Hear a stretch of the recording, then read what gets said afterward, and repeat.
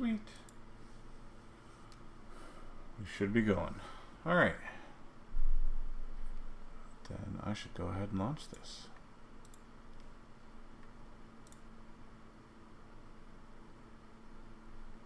Dad Bunny.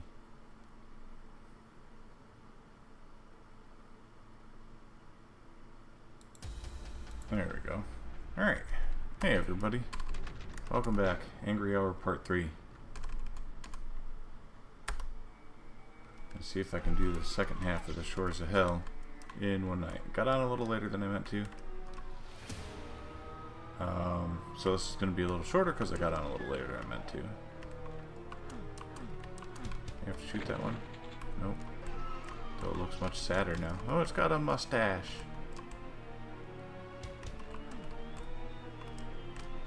Alright. There's a gimmick here, isn't there? I don't remember what I'm doing. Oh, that's right, I died. Came out here, killed the Capodemon.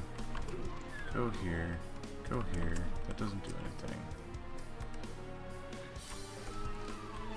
Go back here, in here. Ooh, yay, health. Oh, that's right. Okay, it's all coming back to me. Not really.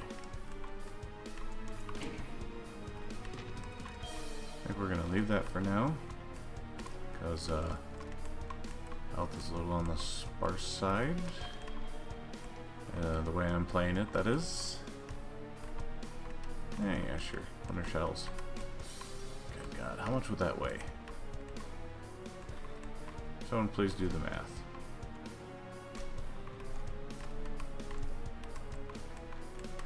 What am I missing? I have to get that. God damn it. Shouldn't have got that second health pack.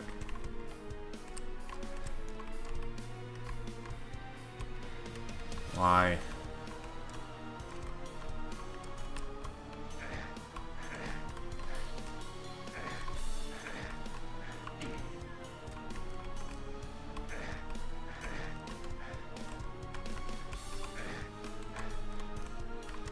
Hey, nice. Dorsky. Hey, my aim's a little bit better tonight.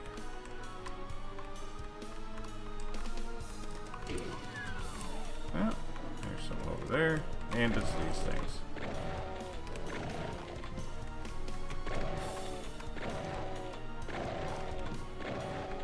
Why am I using shells? Because I've got the most of them.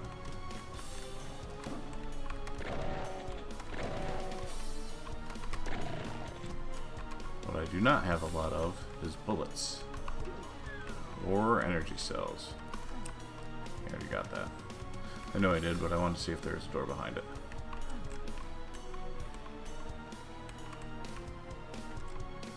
They really did create an environment where we thought every single misplaced texture was going to be a secret door. Why? Stun lock. Thank you. Okay. That's kind of neat, I guess. Oh yeah, because this area is dark. Yoo-hoo.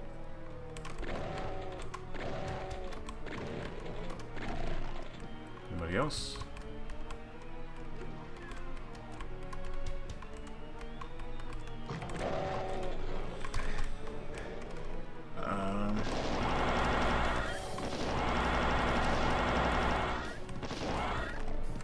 Okay, yeah, we're not dealing with that. Yeesh. So one of the things that's been on my mind lately has been AI, and AI derivatives, and AI spin-offs, and AI mass mobilization. And I can't help but feel like its current scope of deployment is a mistake. That is a fancy way of saying they're using it too many places for no real reason.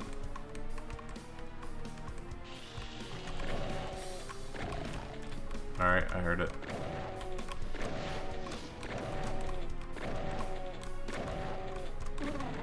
Thank you. And I'm going to use my work as an example without naming my work because I'm pretty sure if somebody heard me say all this, they'd be very grumpy. But it is, at best, short-sighted for companies to try to use AI to displace or replace people. In any circumstance. Just about. Now, the just about is the fact that I actually went to a couple panels on this of people who are AI programmers, machine learning, that kind of thing. And the panel I went to, the guy was telling us that in some of the studies that his team and other teams like his have run, the easiest to replace people with AI has been at the executive level. Because most of what they do is send emails, and that is something that AI can do really well. It is, at its heart, in its current function, advanced word prediction software. It can't do math, for example. Oh, you give it simple equations, simple bullshit equations, like, 1 + 1 or 2 × 2 or whatever, yeah, it'll do it. But that's because it's got almost literally countless examples of that's the outcome when that is the input. Oh, it floats. That's cool.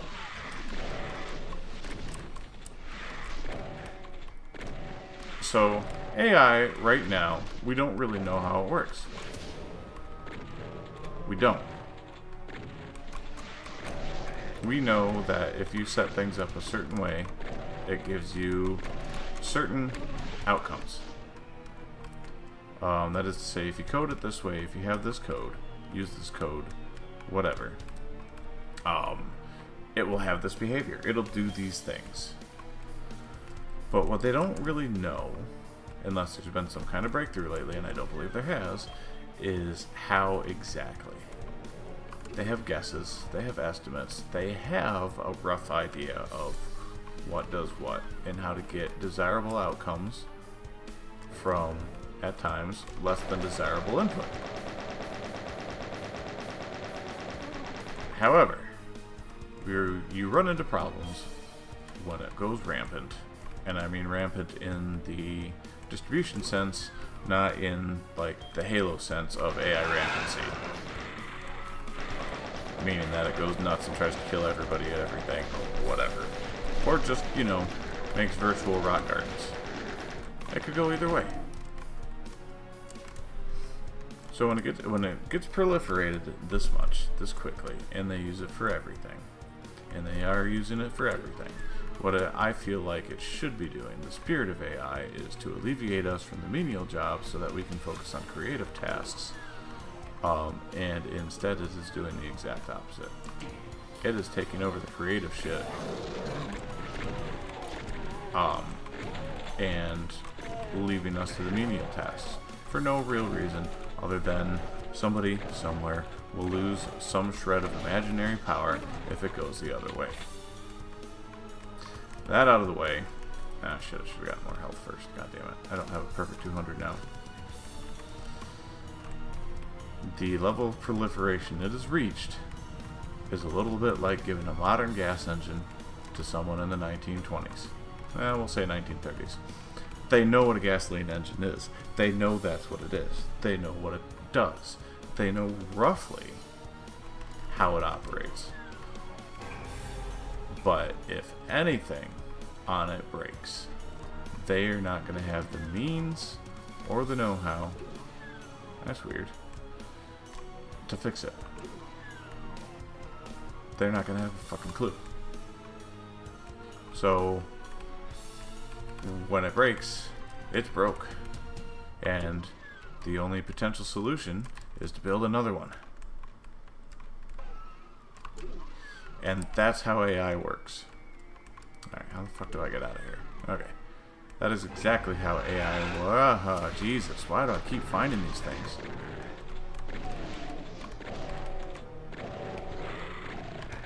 Oh, fuck's sakes.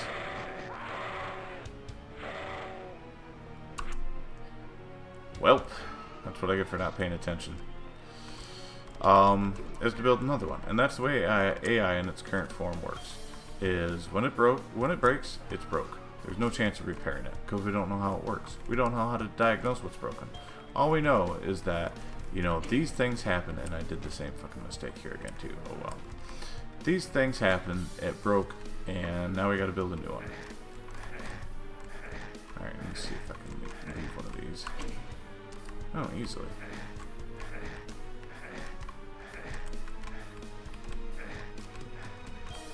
That's right, I gotta get back here, and I gotta get to the blue door. Okay. That is, in a word, inefficient. To replace a system every time it malfunctions is asinine. But because of our limited understanding of AI, that's what we're left with. If it breaks, we have to make a new one. There's no repairing it. And now, it's reached such wide proliferation that it's being trained on its own output. Which, if any of you guys are familiar with the whole copy of a copy conundrum, if you copy a thing enough times, it will turn into noise.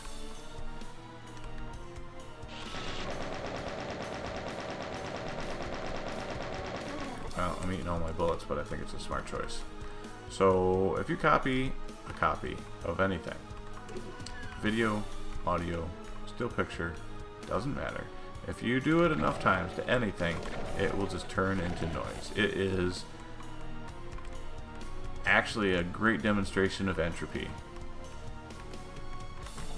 Left to them, a guy I work with said, left to themselves, all things tend towards entropy.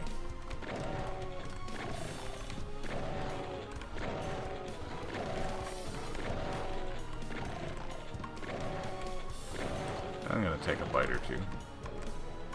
Oh, maybe not. Where'd he go? Hey! How about that? Nice.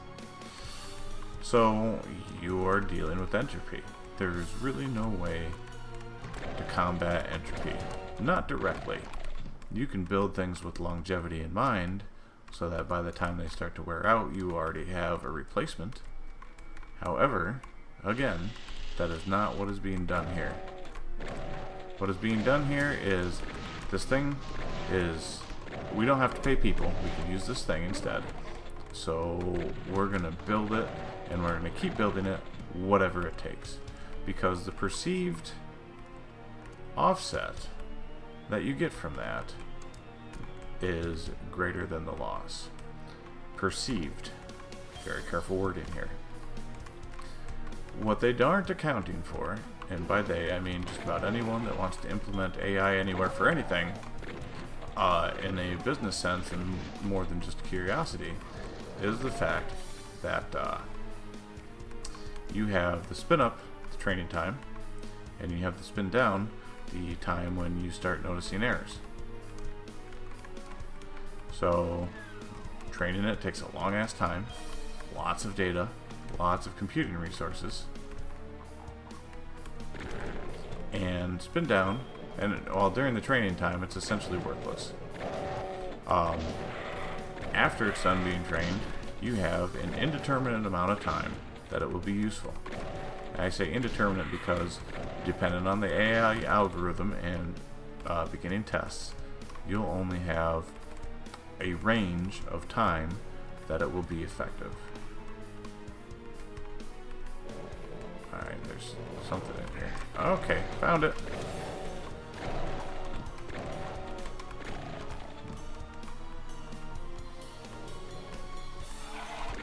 That's no bueno. When you're just staring into the dark and all of a sudden the dark bites you. Yeah. Falling back into it. Ah, great. So, during the training, it takes a long time, very resource intensive, very computer intensive, basically every kind of intensive it is. And during that time, it's functionally useless. It is not like training a new employee, where you can be down one dude who oversees his training, and as he gets more and more trained, that one dude won't be shadowing him 100% of the time. He will set him on a task that he knows he can complete, and then he will move on to something he has to do for that amount of time. And God, this is where I got lost last time. This time, fuck it. We're going through the blue door and we're just leaving. That's been the second time I died on this map. Don't care about secret hunting. Oh, you assholes.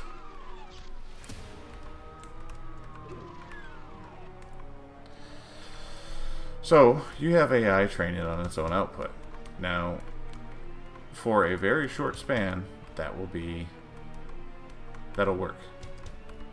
You will have acceptable enough output. You will have enough resolution that...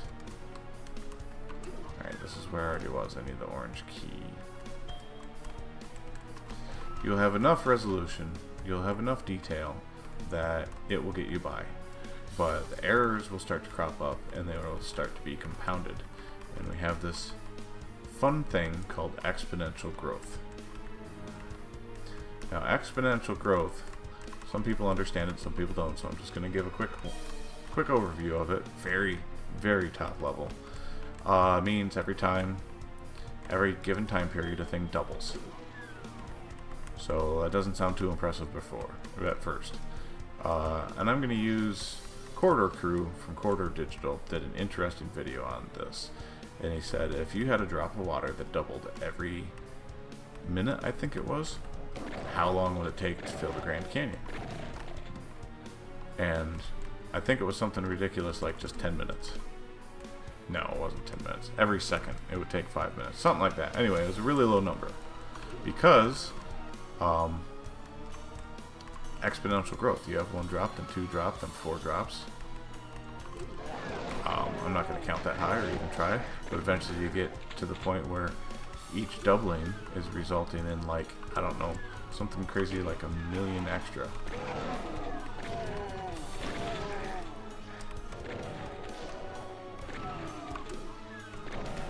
And so, at first, it's not very noticeable, but you have to have a really good detection system. You have to have really good know-how on how to handle it before it gets to the point where it's crippling. And, as stated, because we can't repair these things, we can only replace them. If you don't catch it and have a replacement ready to go, you're screwed. Ah, I did it again!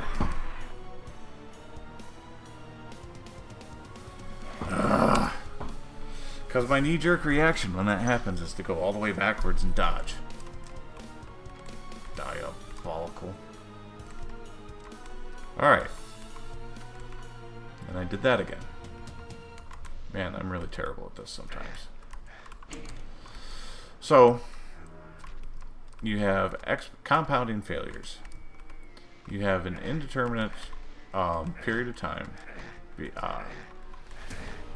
range of time in which it's got to be replaced or it's going to be useless, and it's going to be beyond useless. And in certain industries that is very damaging because your reputation for reliability, accuracy, whatever is going to be crushed. Nobody likes that. Most people in that position don't want that. So, but that's not being considered. What is being considered is, well, now we got 10 people we don't have to pay. Or 50 people, or whatever. Even in multi-billion-dollar companies, I'm not going to tell you how I know, the margins can be that small. But, and everything looks sunshine and roses when it rolls out. Like, yeah, you know, it's got a couple rough edges, to polish up. Once it polishes up, it'll be great. And it is. For a time. And then the errors start to creep in. And you try explaining to people, hey, listen, it was good at first, now it's not, it's getting worse. And they don't understand because most of these people don't know how computers work and are only peripherally aware of how email works. They don't understand. They don't grasp the concept of a lifespan for technology. Maybe physical things. Maybe they understand that every 3 or 4 years it's a good idea to replace your work laptop. But they don't understand software. Nor are they going to. And the compounding problem here is, technically, nobody understands this software.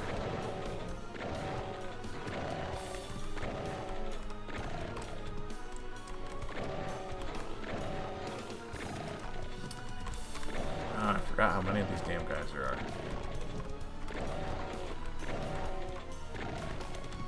Alright, if I get hit by that crusher again, I'm using a cheat code. I don't fucking care.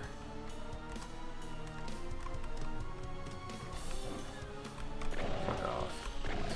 So, the net result of all of this is that AI looks good. They fire the workers. Then AI looks bad. And they can't get the workers back. Or, what I suspect is going to happen here in the United States, is we just see a crippling flood of unemployed people. To the point where nobody can consume anything. And if nobody can consume anything, that's going to create a feedback loop that's going to be pretty bad. Nobody can consume anything means that the commerce machine on which AI is depending can't function anymore. Because it's not going to have input. And they're not going to have the resources to continue running it. Never mind the fact, all the people that won't be able to afford, oh, I don't know, food, which is already creeping up on us. Crap.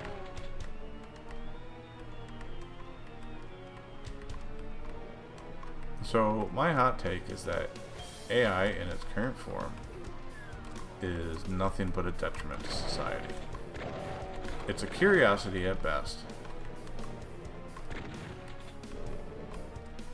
And I mean, honestly, that's all it is. It's a curiosity. It's a research project.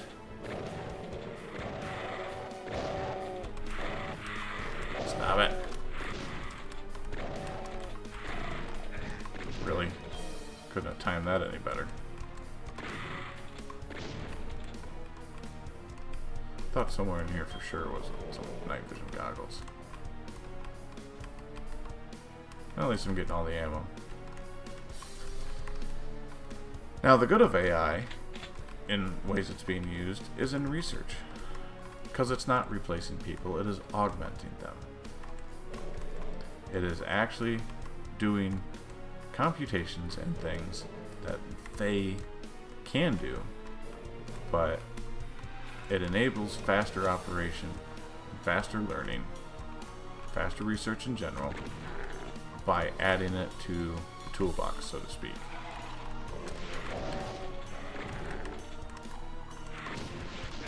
Ow. I know you're over there. Kind of losing my train of thought a little bit, losing a little bit of momentum on this one. But the eggs, all your eggs in one basket approach needs to die. We've done it with so many things. Like, yeah.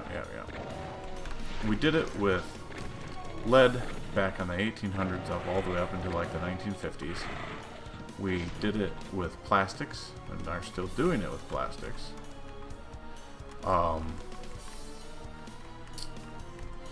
People are trying to do it with EVs. Don't get me wrong, I owned one. I love it. Loved it while it was functional. Turns out VW makes shitty EVs. But, you know, one size fits all needs to die. You should not use lead as an artificial sweetener or as an additive that produces combustion products that people are going to be breathing in, even in small doses.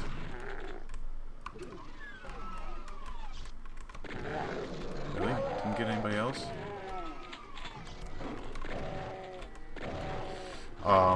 And they did that. Lead acetate used to be known as sugar of lead. They used it as an artificial sweetener. Supposedly, I might not be getting this 100% right, but the Romans or the Greeks used it to line their, whatever their wine vessels are called. No, that doesn't. More quick saves.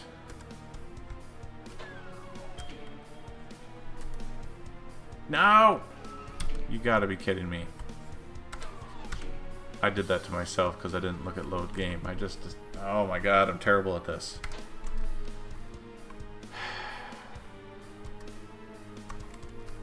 Yikes. I'm getting too wrapped up in my own conversation. Did that again, whatever. But the fallout of all that, and I mean, we did it with petroleum products pretty much from the 1920s until now, which is not quite as crazy as it was then. When the gas engine was developed, I mean, yeah, don't get me wrong, it was a game changer and a good one. It's a necessary step on the path to industrialization. We have better technologies now, so we should move away from it. However, we're not, because people are making shit tons of money off of it, and sometimes the conversation stops there.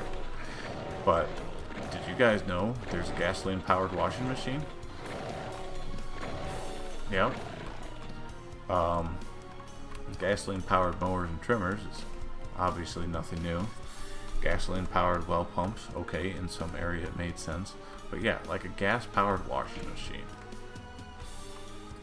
The gas-powered blender, on certain scales, could be a reality, depending on the needs of the person you knew. And in lots of places, this was, I won't say the gas-powered washing machine was crucial, but various fossil fuel powered stuff was, because they didn't have the proliferation of electricity like we do now. It wasn't everywhere. So you'd have like a huge ass diesel engine spinning a giant shaft with various belts coming off of it running equipment. And that would be how you ran your machine shop. Someone would get up in the morning and they'd fire that monster up. Speaking of monster. And then once it was warmed up and running optimally, the day would start. Usually machine shops. But not, I mean, any place that had massive use of mechanical power could potentially use one. But electricity started being more and more common. Those were needed less and less. In fact, a gas engine is how Diesel developed the diesel engine, because he had input running off of that shaft in his machine shop, turning the motor, and he kept monkeying around with it. Oh, I know he's out here. He kept monkeying around with it until he noticed one day that the belt was slack on the opposite side. So previously it had been slack on we'll say on the direct side of pull, you know, because there's a direction of rotation, and one side, if you look at a spinning wheel on that side, one side is going up, one side is going down. So the one that's going up is, we'll say, is pulling. And he noticed that one day when he, you know, hooked up the belt, engaged the motor, that it was slack on the other side, meaning it was actually producing more power than it was consuming. And that's the utility of setups like that. Alright, somewhere around here is that blasted orange key door, and that's what we're going to go for first. I'm getting through that, I'm getting the other keys, and I'm getting the fuck out of here.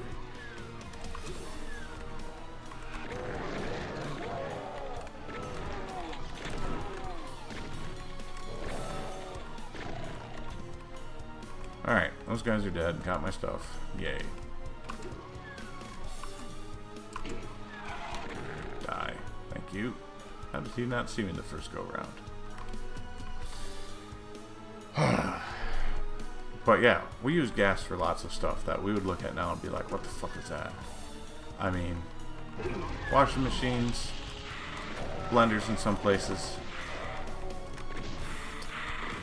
Anything that could be gas powered that somebody wanted was probably gas powered at one point. Lead, because it was used as an artificial sweetener, it was used in paint, it was used in gasoline and combustible fuels, it was used for sealing pipes, it was used for making pipes. It was used for damn near everything.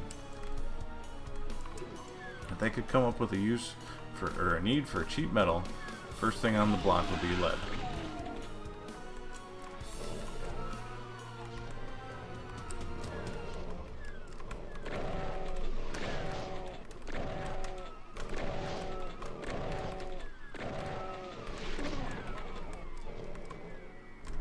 And now plastics are our current foe. You know, plastics are great. They're wonderful. They are one of the few technologies of the modern world that you can say is truly revolutionary. But they don't need to be used for literally everything.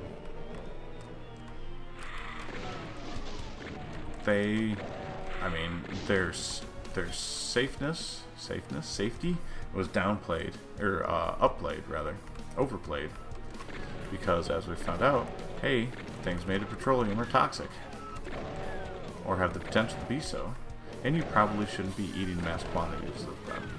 Also, nobody gave a thought as to what to do with plastic once you're done with it.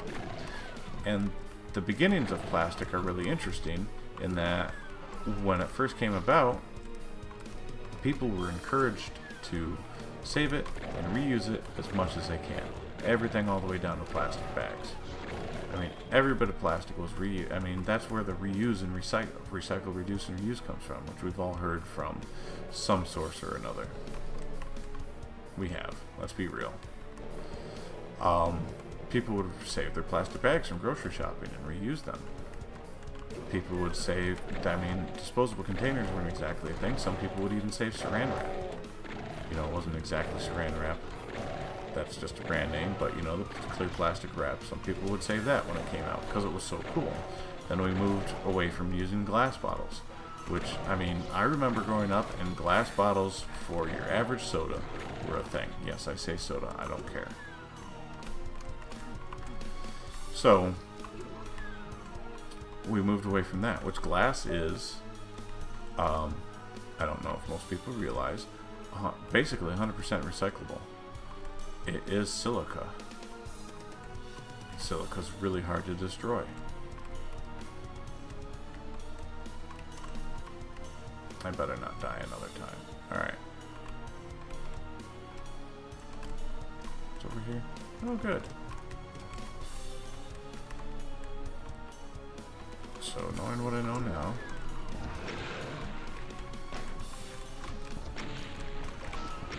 Ouch. I knew that was going to happen. Okay, I didn't know it was going to happen twice. I really need to quit when I'm ahead sometimes, you know? But they switched from that to plastics. And plastics became a one-size-fits-all solution. And then we realized, oh shit, this stuff doesn't break down. Oh shit, this stuff is a pain in the ass to recycle in. It takes more to recycle it than you get out of it. Or that it took to make it. And we got all these problems. And what really catalyzed the rampant use of plastics as we know it today was, I think it was in the 80s, somebody's poor kid crawled into a plastic bag and tried to ingest it and wound up suffocating. And that's, you see all the warning labels on stuff, you know, suffocation hazard, keep away from kids, etc., etc. Well, that's where that came from. Somebody's poor kid. Oh, I'm gonna die. Alright, I give up for the night. Oh man, this is terrible. This is truly awful. Somebody's poor kid got into a plastic bag and suffocated. And that sucks. And warning labels at that point were not a bad thing. Warning labels were still very much in their infancy, which that's a different topic. But they put a warning label on it, and then the plastics company saw an opportunity. And so their opportunity was use it once, throw away. And they coined the term throwaway or single-use plastics. It's like, no, it's safer to throw it away. It's safer, it could be dangerous, blah, blah, blah. And it started with plastic bags, and it slowly shifted to everything. Because with the industrial base we had, it's cheaper to make it than it was to recycle it. And it still is. But then somebody noticed a problem. And the problem was we had all this plastic piling up quite literally everywhere. And it didn't break down. It was causing issues. So there was a mandate that plastic had to be able to be recycled. And the plastic, this is where I get a little iffy on some of my knowledge, but the plastic company again saw an opportunity and took the universally recognized recycle symbol and put a number inside of it and use that to label plastics as recyclable. Well, what those labels don't tell you is there's only two kinds of plastic out of the 7 or 9, I think, that you can actually recycle. And even then, its reclamation is like 30 or 40%.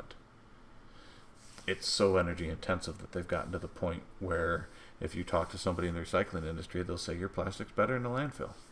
Because in the U.S. anyway, I don't know about Canada, but in the U.S. we don't actually recycle plastic. It just gets shredded and compacted into a huge bale, put on a ship, and sent to Asia. Was China. Then China said, fuck you, man, we're not doing this anymore. And they sent it anywhere else. So look up plastic rivers in Asia.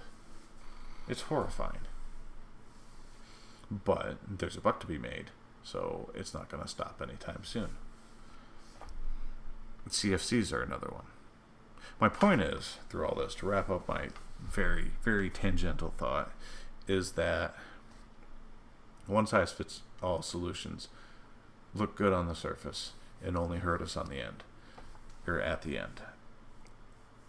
And with AI, what it's doing right now, besides giving mediocre at best averaged results, is it is consuming buttloads of power. Because, sticking with the car analogy, not only do you have to rebuild it every time it starts to die and make a whole new one, but you're running on a lot of cylinders. That takes a lot of fuel, to the point where they're reactivating old nuclear reactors to keep up with it. I'm all for nukes, 100%, but oh yeah, I like that animation. The shield's obviously a little off, but it's like they have Titan shields from Warhammer. I am all for reactivating nuclear reactors because that's the best source of power we have currently. However, consumers aren't going to see that power. The company's going to hog it all. And I think the net end of that is going to be power prices going up for everybody instead of going down as they should when more nuclear reactors come online. But the flip side of that is when this bubble eventually pops and everything built on it crashes and burns, or alternatively we figure out what makes it tick and actually make it efficient for all the different areas we're using it in, which we're not even going to go into that conversation, we will have buttloads of nuclear power online, and it will be good for everybody. I'm not going to touch politics right now because that's not even a different animal. That's a different universe at the moment. However, I will say, and we all know this, if there's a company like BP, like Microsoft, or what's another good one right now? United Healthcare. They have so much resources to throw around that if they want something, they are going to get it. And they're not going to be too particularly upset at who gets hurt in their way. So, we have bureaucracy and greed working against us, and at the same time, we've got a sliver of greed working for us. We'll see what shakes out. Next week, I am beating that level. I need to do a little less talking and a little more playing. Although I should have pretty good muscle memory of it by now. The rocket thing was stupid. But, sometimes you just gotta go for it. Alright, have a good night all. And for those of you who are in Canada, I hope you had a happy Canada Day. For those of you in the US, have a happy 4th. I don't know if any other national holidays fall on those dates for other countries, but if they do, hope you get a day off and beer and pizza.